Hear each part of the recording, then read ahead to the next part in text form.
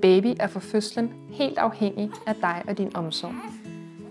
Din baby har naturligvis brug for hjælp til sine fysiske behov, f.eks. mad, søvn og en ren ble. Selvom helt små babyer bruger meget tid på at sove og spise, så har de også allerede nogle sociale og følelsesmæssige behov.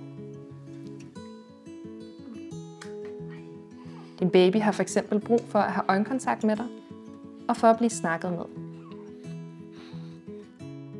Selvom det måske ikke er så tydeligt endnu, så gør helt små babyer mange ting for at få kontakt med og omsorg fra deres forældre.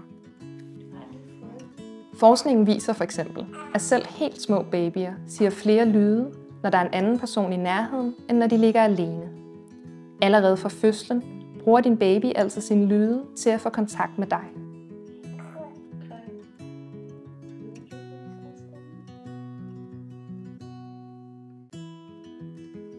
Forskningen viser også, at babyer allerede få dage efter fødslen hellere vil kigge på deres forældres ansigter frem for andres ansigter. Og at de hellere vil lytte til deres forældres stemmer frem for andres stemmer.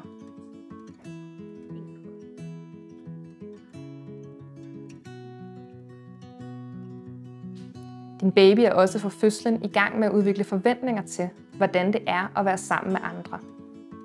Din baby udvikler blandt andet forventninger til, hvor ofte hans eller hendes lyde bliver besvaret. Hej du. Skal vi se, om vi kan lægge dig på maven? Ja, det er rigtigt. Og hun er jo de her 7 uger nu, så der begynder vi at kunne snakke lidt sammen. Og jeg kan se, at hun kan genkende mig. Og hun besvarer mine ansigtsudtryk. Og vi kan snakke lidt sammen. Og jeg siger et eller andet, og hvis jeg så tiger stille, så snakker hun lidt. Og så kan jeg snakke lidt videre. Du tænker måske ikke over det, men hver gang du besvarer din babys lyde, så er du med til at udvikle din babys forventninger til, at når han eller hun siger en lyd, så vil den blive besvaret. Og det gør din baby motiveret til at bruge sine lyde, når han eller hun vil have kontakt med dig. Selvom din baby nyder at have kontakt med dig, så er social kontakt også en meget stærk oplevelse for små babyer. Derfor kan de nemt blive overstimuleret og have brug for en pause. Det er vigtigt, at du giver din baby plads til at tage pauser, når han eller hun har brug for det. Det kan du gøre ved f.eks. at læne dig lidt tilbage og kigge på din baby, uden at sige så meget, og uden at kalde på ham eller hende.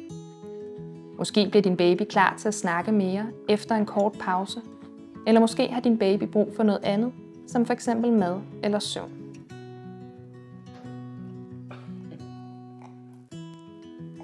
Det er naturligvis også vigtigt, at du er opmærksom og fanger de små glimt, hvor din baby har lyst til kontakt.